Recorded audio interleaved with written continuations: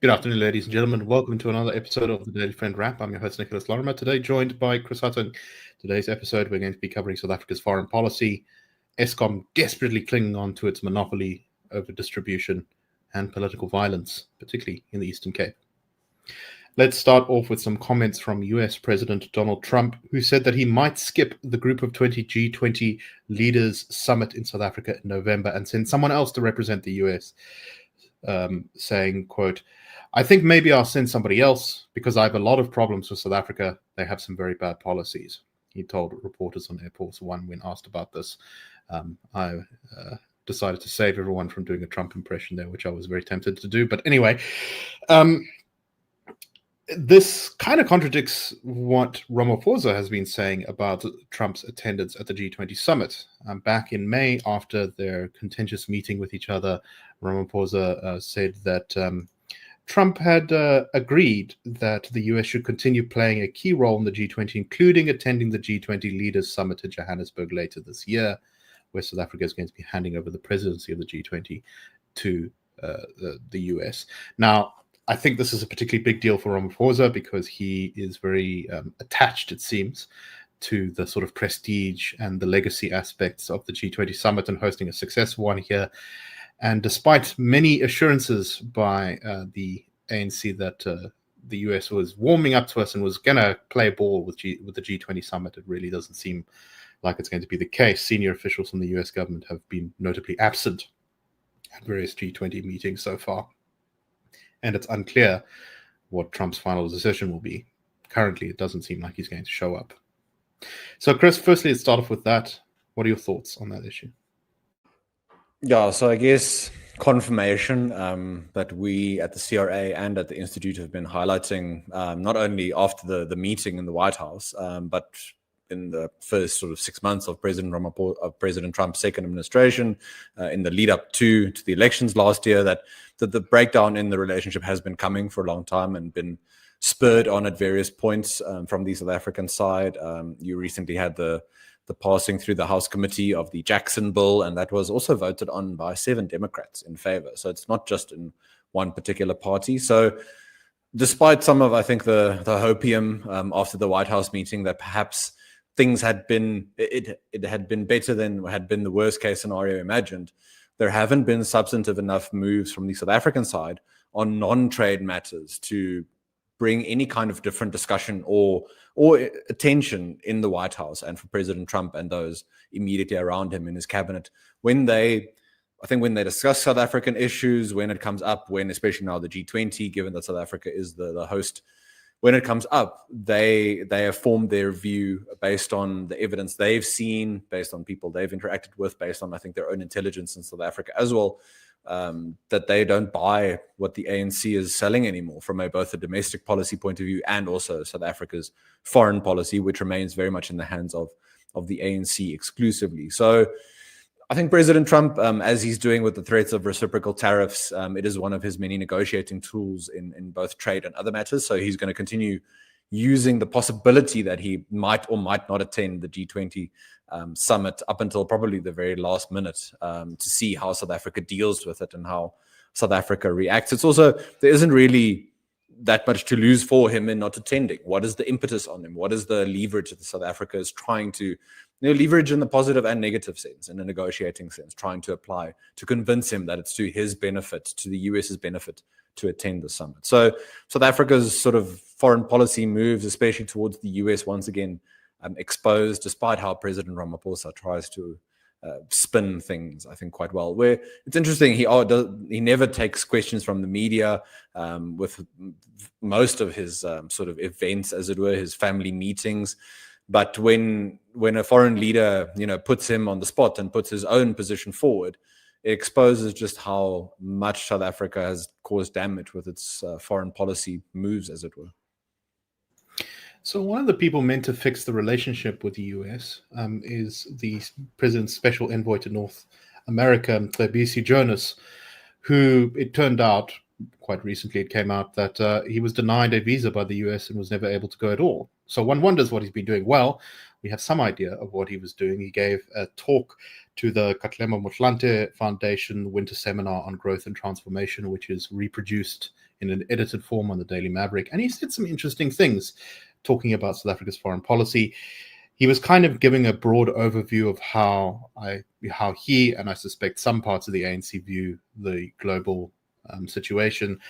He said global growth is now tilted decisively towards Asia and other emerging centers. The concentration of global capital is rebalancing towards Europe and China.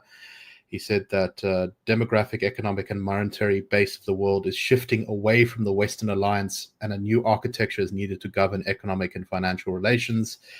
He went on to say that non-aligned countries have a key role to play in this, as there's increasing global tension between China and the US, with many manufacturing firms wanting to move away from places like China and instead moving to places like Vietnam and other sort of countries that are seen as not entirely aligned. Interestingly, he includes South Africa in this block of non-aligned countries, which I think is key for where this goes wrong. He said the US remains a central player in global development. South Africa's relationship with the US is not merely transactional, but based on a long partnership rooted in shared values of democracy, justice, and progress. In immediate terms, South Africa is engaged with negotiations to reach a solution to the tariff impasse that benefits both parties. More generally, we remain committed to negotiating through the immediate relational crisis. There is opportunity for collaboration on issues of mutual interest and concern, such as negotiating lasting solutions to major conflict zones in the world. South Africa is a non-aligned strategic middle power balancing national economic interests, upholding the principles of democracy, human rights, social justice, and is committed to the cause of Africa's development. He also then attacked what he called ideological cliques, partisan political factions, cabals of business people with their own commercial agendas, exerting pressure on us and seeking to extort us, and that South Africa must unite together and stop being so divided when it comes to a response to the US. Some thoughts on this one. Firstly, it's a good point to say that as a non-aligned country, you stand to benefit from being able to do both business with the US and China. Here's the problem. Despite the government's many protests that we are non-aligned, we are most definitely not non-aligned. We do military exercises with China and Russia. We constantly seem to back China and Russia in the UN. We antagonize America's allies, particularly Israel. When not speaking in the foreign policy context, it's all down with American imperialism and death to the Western capitalist pigs from the ANC. So is it any wonder that when the US actually realized how the ANC feels about it, that it doesn't really regard us as non-aligned, which is exactly the reason why we're in this relationship trouble with the US. It's, BC Jonas here kind of seems to describe the relationship problems with the US as just some kind of blip. It's just like a little misunderstanding, basically, which seems to have been government's response overall. But that's just not in touch with reality. The problems and the differences between us are real. And you can't just sort of say, well, we'll give you no tariffs on our pork and then everything will be fine. Chris, your thoughts on this one? Yeah, I think South Africa has in many ways been practicing active alignment, not non-alignment. That's part of the probably the biggest part of the problem in the breakdown, the relationship with the US. The point around sort of the US being very transactional, and Jonas saying, look, there's a longer history here. I mean, many countries like China as well, they are transactional in their foreign policy. They might just go about it in a different kind of way. So what Trump is also doing, I think, in many ways for US foreign policy and geopolitical positioning is being very openly transactional. But it is similar to what other countries like China do as well. China might just try and do it more covertly. And if you as South Africa talk about being neutral and non-aligned, you have to realize that's reality. It's not how you wish things were, that you can fall back on the supposed history of warm feelings and shared values and all that kind of thing. That's not the reality that you're dealing with now. So it's, number one, to just deal with that and try and mitigate in some kind of way less damage from the tariffs, for example, or to negotiate other kinds of short-term investments and trade between South Africa and the US, as one should be doing as the special envoy. But number two, for the longer term, it is not in South Africa's benefit and in the ANC's benefit to assume that that now, once President Trump's second term runs out, assume the Democrats win for the next 100 years, which, you and I can talk for many hours about the organizational challenges facing the Democrats. Assume they can win. That doesn't fix then these deeper issues between South Africa and the US from a trade, foreign policy, nowadays values point of view. So it doesn't equip South Africa in the right kind of way to deal with the situation now, nor does it equip South Africa to deal with how the relationship with the US, I think, is going to continue to evolve, whether it's a Republican or Democrat president. It's going to be more openly transactional. I think there's going to be more of a focus from the US, from both parties, on more domestic issues, and how do trading partners deal with that. It doesn't help to then fall back into these talks of values and history and all that kind of thing. And also, I think a risk for the ANC specifically in terms of falling back into where it is more comfortable. So, for example, the Liberation Summit that was recently hosted, all these liberation movements where it's sort of, sitting in a circle, holding each other close because, the US is attacking you and it's neo-colonial and it's capital and all that kind of thing. It just doesn't help those governments or those people in those countries. You can't be both a revolutionary liberation movement and a non-aligned power. It's just like, who are you liberating us from if not, evil Western neo-colonialism and imperialism, which is how the ANC talks all the time. I'm also particularly irritated by this sort of attack on ideological cliques and partisan political factions. I suppose that he's referring to people like us or people like AfriForum or even the DA for going and speaking to the Americans without government's approval. And people like Johan Rupert as well, I think is possibly who he's mentioning when he says cabals of business people. Normally, the government is all very happy to call everyone else counter-revolutionaries and traitors and accuse people of working for the CIA and use like this incredibly overheated and aggressive rhetoric towards all of its domestic opponents.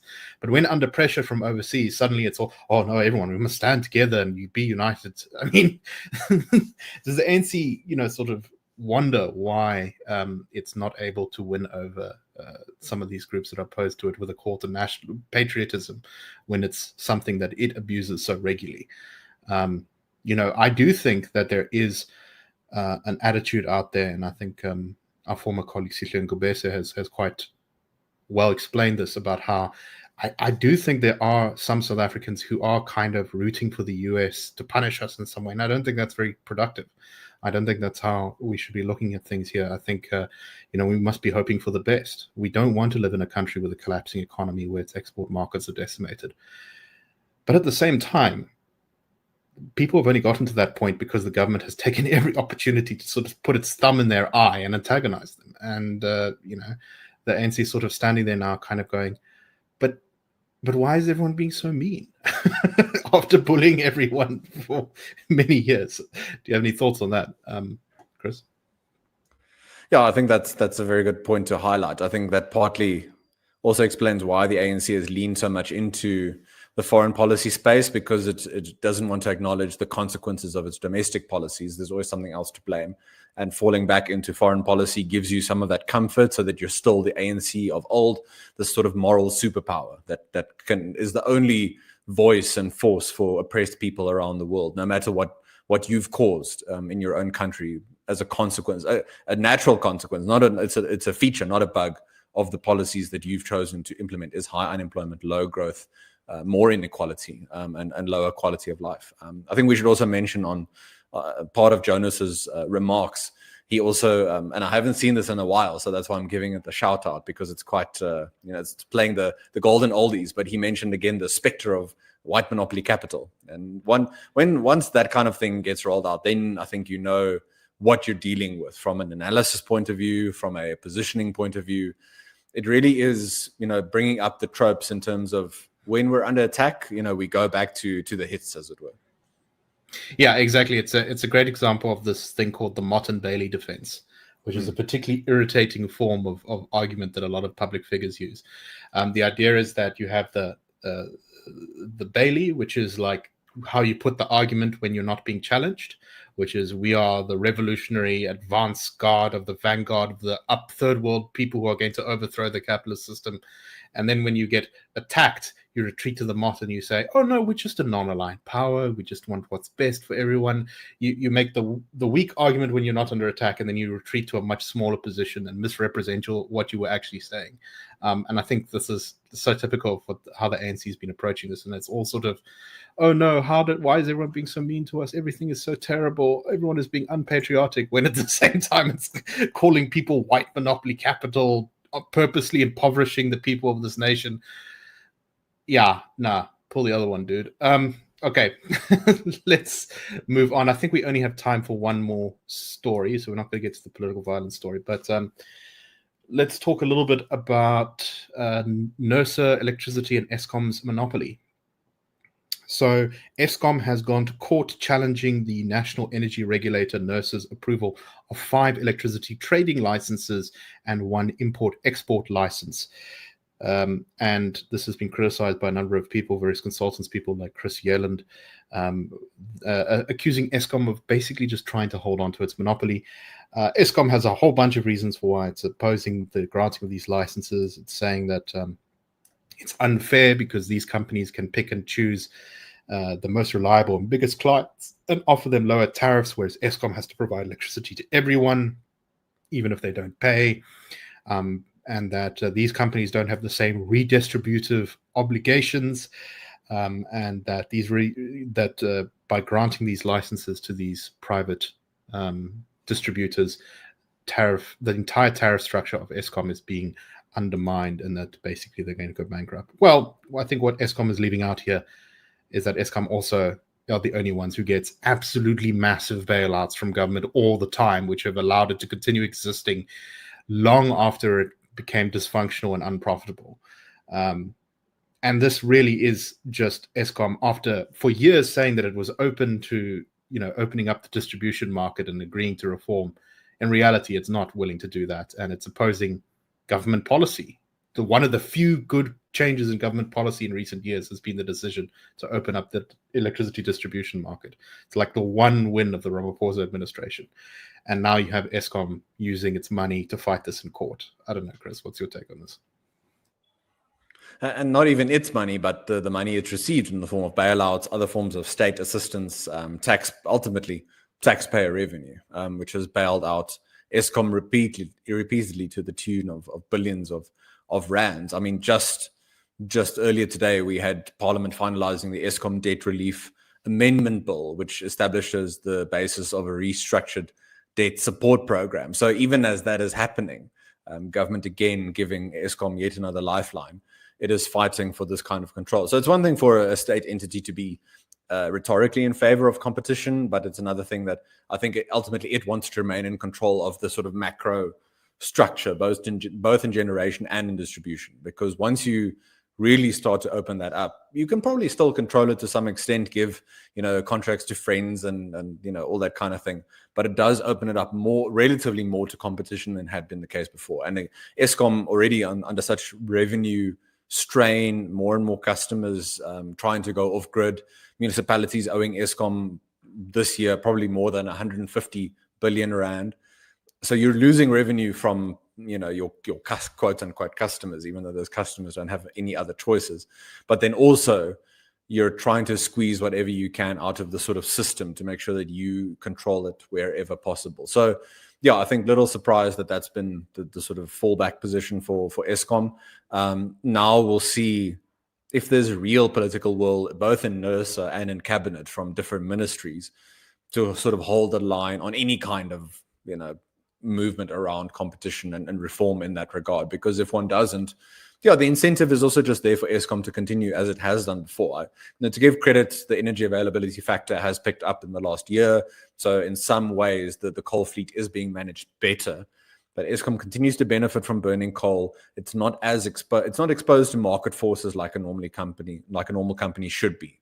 So if this legislative change isn't pursued and pushed through like it should be, just from an incentive point of view, there's no reason to think Eskom is going to fix its distribution model, use taxpayer resources and bailouts responsibly, and actually provide cheap, reliable electricity that one would expect in a more competitive market, when there are competitive forces forcing Eskom to make better operational decisions, because then it can't rely on bailouts ad infinitum. Right, exactly. They had their chance with their monopoly, and it has been squandered. And I don't trust that, just because we haven't had load shedding for a while, that, oh no, everything's fine. Eskom can remain as it was with no changes to the market. Basically the problem of Eskom's profitability should not really, at the end of the day, be our problem. This is a problem for managers and politicians to solve, not for them to just crush competition and say, well, we're going to just keep the status quo forever. Okay, that is all the time we have for today. Thank you very much for listening. We hope you found the show interesting, and that's a wrap. The Daily Friend Show and The Daily Friend are a project of the Institute of Race Relations, the IRR. The IRR is a think tank which was founded in 1929 to study race relations in South Africa and works to change government policy to improve race relations through non-racialism and to ensure the prosperity of all South Africans. If you like our work and would like to support us, please go to irr.org.za and click Support the IRR, or you can go to thedailyfriend.co.za and click the Fund Us button.